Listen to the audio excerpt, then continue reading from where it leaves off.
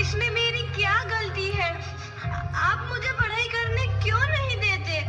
तेरी गलती है कि तू एक लड़की है। लड़का होती तो क्या बापू? लड़का होती तो क्या? ऐ लड़की, ज्यादा जबान ना चला, नहीं तो जबान हलक से खींचकर बाहर निकाल दूंगा। बापू, मैं पढ़ लिख कर कुछ बनना चाहती हूँ।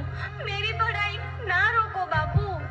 आनंदी, तुझे पढ़ना है तो पढ़, लेकिन सारी उम्र बाप की छाती पर यूं बोझ बनकर ना बैठ। पर बापू, अभी तो मेरी उम्र पढ़ाई लिखाई की है। मुझे पढ़ लिख कर डॉक्टर बनना है। पढ़ाई पढ़ाई पढ़ाई, आज तो तेरी इन किताबों का काम तमाम करके ही छोड़ूंगा। ये ले। नहीं बापू, मत फाड़ो बापू। छोरी। नहीं बापू, नहीं। बापू, ये तुमने क्या किया? तुमने मेरी इन किताबों को ही नहीं फाड़ा बापू, मेरी किस्मत फाड़ दी, मेरी किस्मत। ये कापी किताबें ना सिर्फ छोरों के हाथ में अच्छी लगती है, लड़कियों के हाथ में तो सिर्फ मेहंदी अच्छी लगती है, मेहंदी। पर बापू, मैं लड़की हूँ तो क्या हुआ? लड़का और लड़की तो हमारी दोनों आंखों के समान होते हैं। चुप कर आनंदी, और यह एहसान मान कि अब तक जिंदा है तू। कहीं बचपन में गला दबाकर मार दिया होता तो यह तेरी बकबक नहीं सुननी पड़ती आज। पर बापू, मुझे चूल्हा जलाना अच्छा ना लगे है। देख छोरी, जितना जल्दी हो तू चूल्हा जलाना सीख ले, उतना ही अच्छा है तेरे लिए। और हाँ, तेरा ब्याह तो होगा, वो भी कल के कल। अबला जीवन है तुम्हारी यही कहानी। आंचल में है दूध और आंखों में है पानी। मुझे माफ कर दे बेटी, तेरे बापू के जिद के आगे मेरी एक न चलेगी। माफ कर दे बेटी, मुझे माफ कर दे। इस प्रकार मात्र 9 वर्ष की छोटी उम्र में आनंदी का विवाह गोपाल राव जोशी से हो गया। बाल विवाह एक सामाजिक कुरीति है और इस कुप्रथा का शिकार होना पड़ा आनंदी को। 5 वर्ष बाद आनंदी 14 साल की हो गई है। उसके घर एक शिशु ने जन्म लिया है। देखते हैं आगे क्या होगा। देखिए ना, इसे क्या हो गया है? इसका माथा तो अंगार की तरह तप रहा है। इसे तो बहुत तेज बुखार है। आप बिना कुछ भी बोलते हैं, दीजिए मुझे। माधव, जल्दी से वैद्य जी को बुला के लाओ। जी, अभी बुला के लाता हूँ। ये तुम क्या कर रही हो आनंदी? भगवान की विभूति लगा रही हूँ। बस करो आनंदी, ये सब अंधविश्वास है। अरे आप यकीन तो कीजिए, भगवान की कृपा से इसका माथा ठंडा हो रहा है और बुखार भी उतर गया है ना बाबू? देखिए, दीजिए मुझे। उठो बाबू, आंखें खोलो, तुम्हें तुम्हारी माँ बुला रही है। आंखें खोलो, देखिए ना इसे क्या हो गया है। आंखें भी नहीं खोल रहा। आंखें खोलो बेटा। आप चुप क्यों है? आंखें खोलो बेटा, आंखें खोलो। आनंदी, हमारा बेटा कभी आंखें नहीं खोलेगा। नहीं, ऐसा नहीं हो सकता। मेरे बेटे को मुझसे कोई नहीं छीन सकता, कोई नहीं छीन सकता। पागल मत बनो आनंदी। माधव,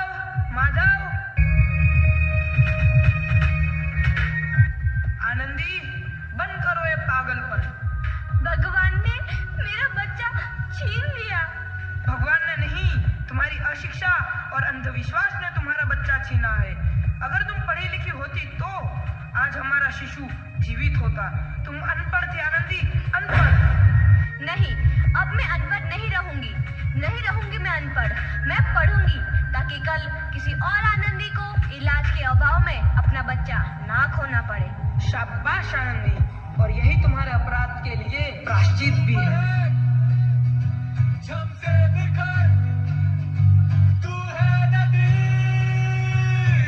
आनंदी, तुम्हारी 12वीं का परिणाम आ गया है। तुमने पूरे कॉलेज में प्रथम स्थान अर्जित किया है। आनंदी, तुम्हारी मेहनत रंग लाई है। तुम्हें शिक्षा वृत्ति मिली है। ये लो तुम्हारे अमेरिका जाने की टिकट। मुझे शिक्षा वृत्ति मिल गई, मैं अमेरिका जा रही हूँ। पर ये सब मैं अकेले कैसे कर पाऊंगी? आनंदी, अपने आप को इतना कमजोर क्यों समझ रही हो? फिर इतना पढ़ने लिखने का क्या फायदा? तुम अभी गवार की गवार नहीं हूँ मैं अब गवार।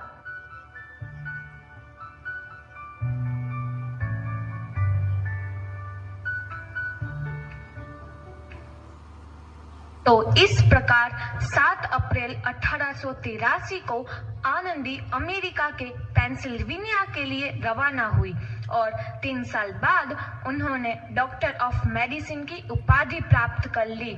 इधर आनंदी के पिता की तबीयत बहुत खराब है।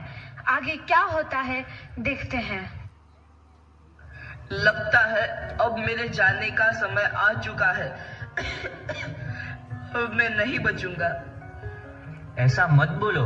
शहर के सिटी हॉस्पिटल में अमेरिका से डिग्री लेकर कोई बड़ा डॉक्टर आया है। एक बार वहां चलकर दिखा लेते हैं। हाँ, सही बोला भैया। कम से कम दिल को तसल्ली तो मिल जाएगी। हाँ हाँ, चलो चलो जल्दी हॉस्पिटल चलते हैं।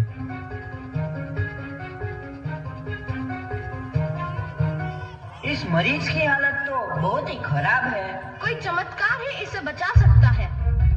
ऐसा मत बोलो भाई। डॉक्टर साहब कब तक आ जाएंगे? लो आ गई डॉक्टर मैडम। डॉक्टर मैडम जल्दी देखिए, मरीज की हालत बहुत ही खराब है।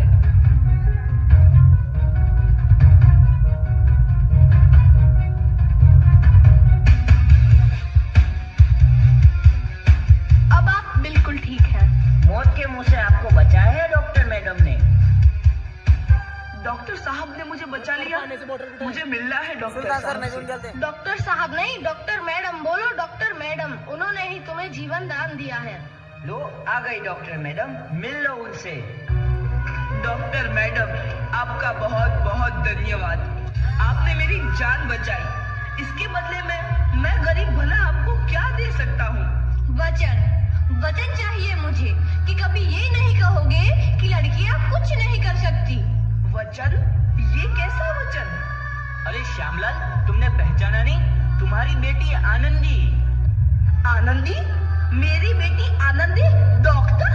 हाँ बापू, वही आनंदी जिसके लिए बचपन में तूने चूल्हा और दूल्हा के अलावा कुछ नहीं सोचा था। आनंदी, आनंदी मेरी बेटी, मुझे माफ कर दे। मैं तेरा गुनहगार हूँ बेटी। नहीं नहीं बापू, वही आनंदी जिसके हाथ पीले करके तुम उसकी सारी जिंदगी काला कर देना चाहते थे। माफ कर दे मुझे मेरी बच्ची, माफ कर दे। मैं तेरा अपराधी हूँ मेरी बच्ची, माफ कर दे। नहीं बापू, मैंने तो तेरा एहसान चुकाया है। याद है ना अपना एहसान जो बचपन में तुमने मुझ पर किया था? ताने सुना सुना कर जीते जी मार डाला था मुझको। अब बोल, और किस किस को मारेगा? आनंदी बेटी, मुझे माफ कर दे मेरी बच्ची। मैं तेरा गुनहगार हूँ। बापू, आपने ही तो बोला था किताबें सिर्फ बेटों के हाथ में अच्छी लगती है, बेटियों के हाथ में तो सिर्फ मेहंदी। बेटों और बेटियों में फर्क करना तो आंखों में पड़ने समान है। एक का पढ़ना और दूसरे का ना पढ़ना सामाजिक अंधकार है बापू, सामाजिक अंधकार। उपकार मांगता हूँ मैं तुझ जैसी बेटी का, जिसने सारी उम्र मुझसे कुछ ना मांगा तो सिर्फ बराबरी का दर्जा। वरना सच तो यह है कि मैं तेरी माफी के लायक भी ना हूँ। मुझ जैसा बाप तेरी बराबरी कर सके उसके मैं लायक भी ना हूँ मेरी बेटी, लायक भी ना हूँ।